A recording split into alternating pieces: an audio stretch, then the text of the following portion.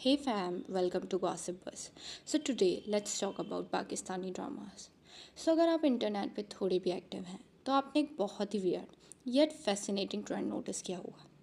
YouTube पे trending section में चुपके से 30 मिनट का ड्रामा एपिसोड आता है और बिना किसी हैवी मार्केटिंग के डायरेक्टली नंबर 1 पर ट्रेंड करता है। I am talking about the massive global craze of Pakistani dramas.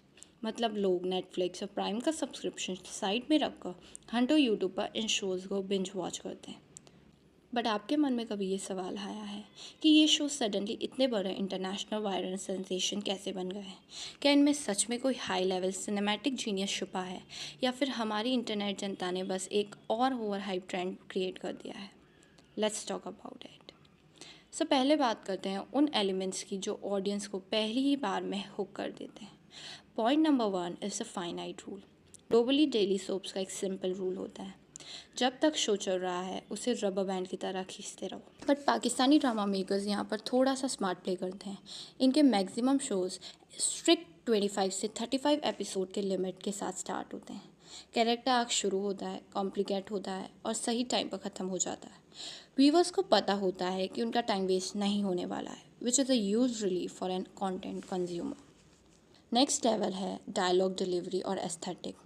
In shows में जो उर्दू वोकेबलरी यूज़ होती है जो इतनी ज़्यादा एस्थेटिक और पोलाइट साउंड करती है।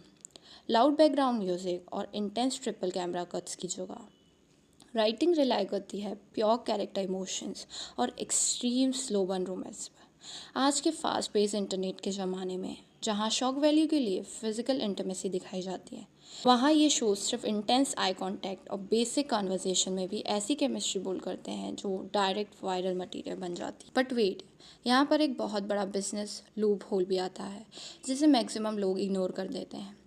Let's look at the distribution network. जहाँ इंटरनेट पर हर छोटी वेब सीरीज़ देखने के लिए आपको क्रेडिट कार्ड निकालना पड़ता है या OTT ऐप्स का प्रीमियम खरीदना पड़ता है, यहाँ इन टीवी नेटवर्क्स में पूरे डेमोक्रेटिक गेम खेला। उन्होंने अपने top tier highest budget shows को बिना किसी जियो रिस्ट्रिक्शन के डायरेक्ट यूट्यूब पर फ्री में अपलोड करना शुरू किया, वो भी सैटेलाइट टीवी पर एयर होने के जस्ट कुछ मिनट बाद। बट मॉडर्न इंटरनेट कल्चर में एक डार्क साइड भी है। जहाँ बहुत ज़्यादा प्रेज मिलता है वहाँ क्वालिटी कंट्रोल थोड़ा लूज़ हो जाता है। So now let's address the main question, are these dramas getting heavily over hyped? Honestly speaking current state देखकर तो लगता है yes, definitely.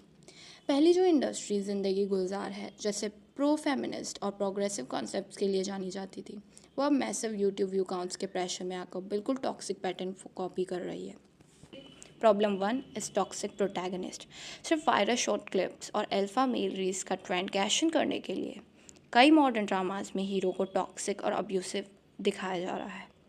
Problem 2 is lazy writing. आप कोई भी दूसरा चल रहा ड्रामा उठाकर देख लो, प्लॉट्स घूमकर वहीं same cousin marriage issues, predictable सास बहू किचन पॉलिटिक्स और ज़ीरो कैरेक्टर ग्रोथ पर आकर रुक जाता है।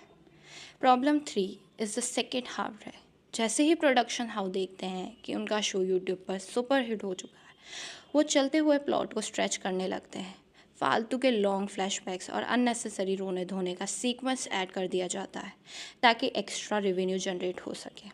रिजल्ट, एक ब्रिलियंट प्लॉट एंड तक आते आते बिल्कुल फ्लैट हो जाता है। At end of the day truth यही है कि कमर्शियल मार्केट के प्रेशर में अब थोड़ा रिपीटेटिव कंटेंट बनना शुरू हो चुका है।